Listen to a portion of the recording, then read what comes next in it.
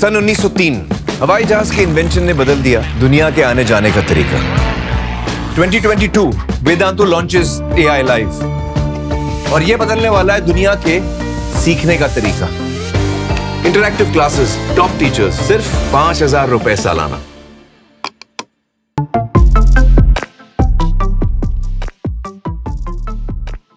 Hello you guys, a very warm welcome to today's session. I hope all of you guys are doing absolutely fine and amazingly well, staying home, staying safe, taking good care of yourselves and your loved ones. I am Ankana, your master teacher for social sciences at Vedantu, and let's quickly nail how to score 100 out of 100 in the last 48 hours. What is the strategy? What are certain steps? What are certain things to keep in mind in order to score 100 out of 100? So I'm not gonna take a lot of time, okay? I'm gonna keep this session very short, very crisp, because time is really precious right now. So I'm not gonna exceed over 15 minutes for this session so that you can quickly watch this, go and work on these things and ensure that you're actually utilizing your time for studying rather than watching these strategy videos. So I would also say one thing, the very first thing that you need to do is not watch a lot of these videos. Probably pick up the ones, because see, all the teachers over the platform here or on YouTube keep on giving strategies. I'm sure that there must be somebody who you feel gives the correct strategy which works for you. So just watch the strategy video of that teacher and not for everyone, because that in itself is killing a lot of time. And if you agree with this, quickly go ahead and give me a like. And do not forget to share the video if you feel that my strategy kind of works for you and might work for your friend as well. And do not forget to subscribe to the channel. Also, भाई आगे तो जिंदगी चलती रहनी है ना, 10th के बाद कहानी खत्म तो हो जानी नहीं है। तो लिंक जो है बच्चों आगे के 11th-12th के लिए बिल्कुल 13,500 रुपए में पूरी साल की पढ़ाई, just 13,500 rupees, prices which we have not witnessed before, prices that have not been seen ever like before. इस प्राइसेस पे अवेलेबल है कोर्सेज, एंड प्रो कोड लगाकर एक्स्ट्रा डिस्काउंट है 10% का. Do check that out if you feel you need it. Now the point is, the very first thing is to break the biases and the inhibitions that we have. कि भाई social science में तो 100 में 100 आ नहीं सकते बच्चों. मुझे 98 आए थे, ठीक है. मेरे टाइम पे ग्रेडिंग शुरू हो गई थी, मार्क्स नहीं दिखे थे, लेकिन स्कूल के इंटरनल मार्क्स दिखे थे. I had scored 100% in history. Eco हमारा अलग से था नहीं, एक्चुअली हमारा ज्योग्राफी और सिविक्स था सिर्फ. So I had scored 100% in history, the division that was there, and I lost 2 marks in civics. Sorry, one in no, I scored 97. मैं गलत बोल रही हूँ, सॉरी, मैंने कैलकुलेशन गलत कर दी. I had lost 2 marks in civics and 1 in geography. ठीक है. तो अगर जिनको भी लग रहा है 100 नहीं आ सकते, बाबा ये मेरी गलती की वजह से था. There were also students who had scored 100 out of 100. तो तैयारी बढ़िया है तो भाई तुम्हें कोई नहीं रोक सकता है. ये कोई इंग्लिश लिटरेचर नहीं है कि लैंग्वेज के लिए कहीं मार्क्स कट जाएगा.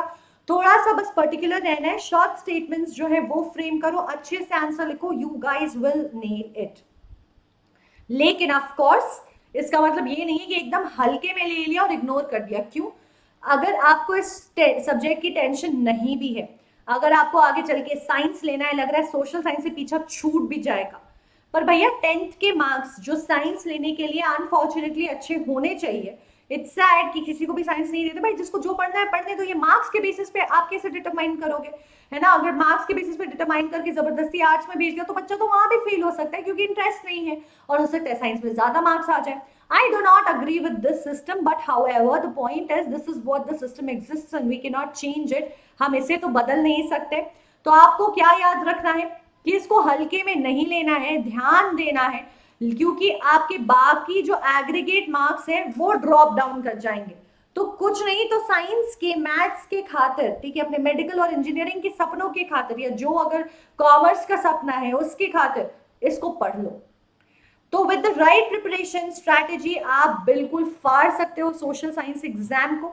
अब मुझे बहुत सारे बच्चों ने ये पूछा हुआ है कि मैम अप्रोच क्या होनी चाहिए. तो पहले हम अप्रोच से शुरू करते हैं, जो कि वैसे मैंने इंक्लूड नहीं किया है. मैंने इस सेशन में कुछ जनरल टिप्स इंक्लूड किए थे क्योंकि मुझे नहीं लगा था यार कि आप लोग सच में मुझसे लास्ट 3 डेज फाइनल स्ट्रैटेजीज मांगोगे. तो मैं आपको पहले बता दूं डे 1, डे 2 और डे 3 में करना क्या है, ठीक है. और फिर लास्ट 48 आवर्स में क्या करना है, किन चीजों का ध्यान रखना है, वो मैं एक्सपेक्ट करती हूँ कि आप यहाँ से फॉलो अप ले लोगे और समझ लोगे. I will quickly change the colour of the pain because I have a feeling a lot of you will later on complain कि मैम ये दिख ही नहीं रहा था. ठीक है, तो ये बच्चे डे 1, डे 2, 3 दिन है हमारे पास, डे 3. सबसे पहले आप उस सब्जेक्ट को उठाओगे जो आपको सबसे डिफिकल्ट लगता है, उसको आप एक पूरा दिन डेडिकेट इजीली कर सकते हो तो कर दो. ठीक है, इसके साथ साथ अपने मैप्स को डेडिकेट करिए. कम से कम आई एम एक्सपेक्टिंग कि आप कम से कम 8 घंटे पढ़ाई कर रहे हो. करनी भी चाहिए भाई, इससे ज्यादा और क्या करोगे. ठीक है, कुछ बच्चों का लैंग्वेज का पेपर है. अगर आपका लैंग्वेज का पेपर है तो again going ahead I expect कि आपने इस बात को कंसिडर करके आगे बढ़ा हो, मतलब तैयारी की होगी और तैयारी उस हिसाब से की होगी कि भाई मेरे हाथ में 2 दिन या 1 दिन रहेगा. तो आपको करना क्या है वो स्ट्रैटेजी मैं दे रही हूँ. जिन बच्चों का लैंग्वेज का पेपर है उनको क्या करना है वो थोड़ी देर में बताऊंगी. पहले जिनका नहीं है, जिनके हाथ में पूरे 3 दिन है, पहले डिफिकल्ट वाले सब्जेक्ट को उठाओ. हमें पता है कि सोशल साइंस में आता है हिस्ट्री, इकोनॉमिक्स, ठीक है, political science and then geography. ये हमारे 4 चीजें हैं जो आती हैं. सही है, आपको जैसे हिस्ट्री अगर बहुत डिफिकल्ट लगती है तो हिस्ट्री उठा लो, उसके साथ प्रॉपर मैथ्स कर लो. हिस्ट्री में एडवांटेज ये है कि सिर्फ एक चैप्टर है, बाकी में भी बच्चों चैप्टर्स तो यार 2 ही हैं, तो ये तो बिल्कुल हल्का है. आप आराम से 2 सब्जेक्ट्स को क्लब कर सकते हो. ठीक है, तो ये पहले दिन अगर आपको हिस्ट्री डिफिकल्ट लग रही है तो हिस्ट्री उठाओ. क्योंकि आपको डिफिकल्ट लगता है ये थोड़ा ज्यादा टाइम लेगा. इट विल रफली take 5 to 6 hours for you to do. अगर इको डिफिकल्ट लगता है, जो भी लगता है वो लगभग आपके 6-7 घंटे खा जाएगा. उसके ऊपर कम से कम 1 से 2 घंटे आप मैप्स को दो और फिर हर दिन आधा घंटा मैप्स को जरूर वापस रिवाइज करना है. चाहे जो भी सब्जेक्ट पढ़ रहे हो, मैप्स को पीछे नहीं छोड़ना है. मैप्स आपको गिवन 3 नंबर हाथ में देकर जाएगा गलती करने के बावजूद. 40 में से 3 नंबर आ गए, 4 नंबर आ गए, 10% मैथ्स आपको वो देकर जा रहा है. तो do not miss on maths. फिर आपने क्या करना है, डे 2 को आपके जो 2 इजी सब्जेक्ट है जैसे कि eco political science, eco geography, इनको क्लब करो. ठीक है, ये आप अपना कॉल ले लो कि आपको कौन से 2 आसान सब्जेक्ट लगते हैं, उनको क्लब करो. उनको क्लब करके यहाँ पे 3 घंटे से 4 घंटे इधर, 3 घंटे से 4 घंटे इधर, यानी कि 8 घंटे का प्लान और आधा घंटा थोड़ा मैप्स घूमते फिरते रिवाइज कर लो.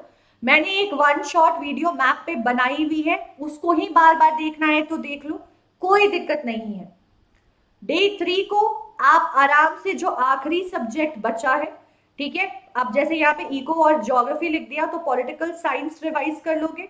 प्लस आपने जो डिफिकल्ट सब्जेक्ट लिया था पहले दिन, उसको एक नजर फिर से डालोगे क्योंकि वो डिफिकल्ट है, वो हमारे लिए हमारा ज्यादा खून चूस कर ले जाएगा. तो डिफिकल्ट पे एक नजर डालना है. अब ये स्ट्रैटेजी हो गई कि आपको किस किस ऑर्डर में पढ़ना है.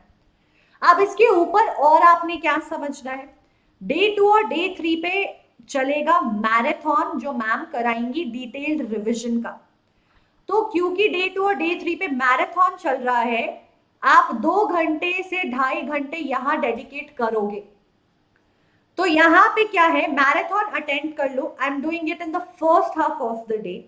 उसके बाद जब जाकर आप रिवाइज करोगे तो आपके रिविजन का टाइम और ज्यादा रिड्यूस हो जाएगा.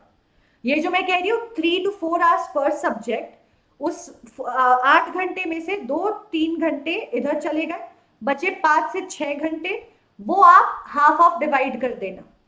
और इसमें आप क्या करोगे, अब ये भी बात है कि भाई क्या करेंगे, मैराथन तो बता दिया मैम ने.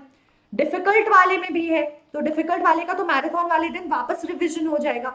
ये जो मैं कह रही हूँ डिफिकल्ट को क्लब करना है, ये ऐसे भी हो सकता है. अब आप चूज कर सकते हो, मैराथन लाइव नहीं देख रहे हो, जैसे मैं पहले दिन हिस्ट्री और इको का मैराथन ले रही हूँ, एक थोड़ा डिफिकल्ट एक थोड़ा लाइट सब्जेक्ट, आप मैराथन लाइव नहीं देख रहे हो, ठीक है, आप अगले दिन देखो, आप अपने हिसाब से ऑर्डर प्लेस कर लो. अगर आपको लग रहा है नहीं ज्योग्राफी पॉलिटिकल साइंस मुझे पहले चाहिए, तो मैराथन दोनों दूसरे दिन देख लो. फिर आप पढ़ाई उस हिसाब से अरेंज कर लो. देखो बेटा, जरूरत पड़ी तो ये 10 घंटे भी हो सकते हैं, 8 के 10 घंटे भी कर सकते हो आप. पहले 2 दिन स्ट्रेच जरूर मार लेना, आखिरी दिन मैं कहूंगी थोड़ा लाइट रखना अपने लिए, बहुत ज्यादा स्ट्रेच मारने की जरूरत नहीं है, वरना अगले दिन दिमाग बहुत थका होगा।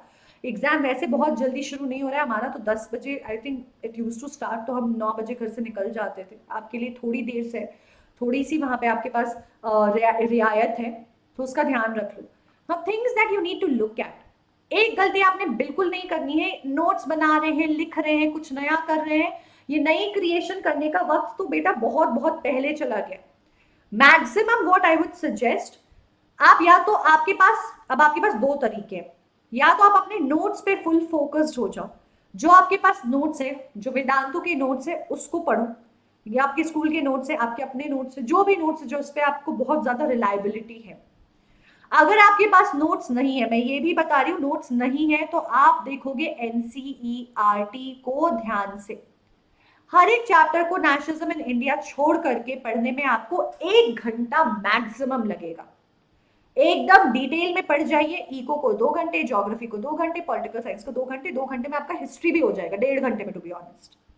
तो या तो नोट्स पढ़ो, या एकदम डिटेल में बिल्कुल ध्यान से बैठ करके दोबारा चैप्टर की थॉरो रीडिंग लगाओ और उसी में हाईलाइट करते जाओ। जब आप आखिरी बार एक नजर डाल रहे होगे, सिर्फ हाईलाइटेड पॉइंट्स पे नजर डालनी है। तो फाइनल ग्लिम्प्स जो है, फाइनल ग्लिम्प्स आप किसकी लोगे? फाइनल ग्लिम्प्स आप लोगे अपने हाइलाइट्स की, हाइलाइटेड पॉइंट्स की। अब ये हाइलाइटेड पॉइंट्स पहली की अगर है तो कोई दिक्कत नहीं है, नोट्स अगर तो सिर्फ नोट्स को 2 बार पढ़ लो। इसमें मैं ये भी बहुत स्ट्रांगली रिकमेंड करूंगी कि कम से कम एक मॉक टेस्ट लिया जाए। आप कहोगे मैम इतनी सारी चीजें आप कह रहे हो, लेकिन बच्चों ये मैं ये प्रेज्यूम करके कह रही हूँ कि आपने पढ़ाई थोड़ी की है पहले, क्योंकि अगर थोड़ी पढ़ाई की है तो रीडिंग में ना आपको इतना वक्त नहीं लगेगा, it will take in fact less time for you. तो अगर रीडिंग पहले से करी हुई है तो आपकी जिंदगी में ना ज्यादा लोड नहीं होगा, ठीक है? तो ये चीज का आपने सिर्फ जो है वो ध्यान रखना है। ओके जी। अब जिन बच्चों का लैंग्वेज का पेपर है, बच्चों आप इतने दिन तो अफोर्ड नहीं कर सकते, तो आप मैराथन देखो आराम से, जो आपको ज्यादा डिफिकल्ट लगता है उसको थॉरोली रीड करो, और जो आसान लगता है ऊपर ऊपर से रीड करो, और एक मॉक टेस्ट ले लो। ये आपकी पढ़ने की स्ट्रैटेजी हो गई। क्या मटेरियल को देखना है वो हो गया। इसके ऊपर अगर मान लो आप पढ़ना नहीं चाहते हो, आपने बहुत ध्यान से पढ़ा हुआ है, आप एक ब्रश अप करना चाहते हो, तो दूसरा सोर्स आपके लिए होगा 1 शॉट वीडियोस। 1 शॉट वीडियोस जो हमने पढ़ाए हुए हैं आपको, उन 1 शॉट वीडियोस को देखो, 1-1 घंटे में एक चैप्टर इजीली हो जाएगा, ठीक है? 1 से 1.5 घंटा मैक्सिमम सेशन गया है, उनको देखिए। बाकी आपने जितना प्रैक्टिस करना था, जो करना था वो आपने कर लिया है, उसका वक्त जा चुका है, उस पर अब फोकस नहीं करना है। अब इसके अलावा लास्ट के 48 आवर्स में और किस चीज का ध्यान रखता है? अगेन जो मैराथन देख रहे सिर्फ ये करें, वो भी मैप्स का ख्याल रखेंगे, मैप्स भूलना नहीं है, ठीक है? So let's go and understand what are other things which is equally important and has to be kept in mind. Please have a very clear idea of the exam pattern, which I'm sure अभी तक आपको मिल गया होगा। इतने सारे exam दे दिए, science दे दिया, English दे दिया, सब दे दिया, मैथ्स दे दिया, तो क्लियर हो गया होगा कि हाँ भाई ये करना है, ऐसे करना है, ठीक है?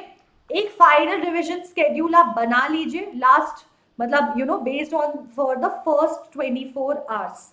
ये मैंने आपको इसके लिए सजेशंस दे दी हैं कि उसको कैसे आप कर सकते हो। बाकी यार आपका अपना अप्रोच है, अगर आप चाहो तो कमेंट सेक्शन में शेयर कर दो ताकि कुछ और बच्चों को भी उसकी मदद मिल जाए। Rest is up to you, how do you want to create for yourself. सबके लिए अलग अलग चीजें चलती हैं। यहाँ पे लिखा है कि सैंपल पेपर्स जो है आखिरी में आप करते जाओ, ठीक है, ताकि आपकी स्पीड और टाइम मैनेजमेंट का आपका रिफ्लेक्शन हो। ये उनके लिए बहुत स्ट्रांगली रिकमेंडेड है जिनका प्रेप बिल्कुल सॉलिड है, ठीक है?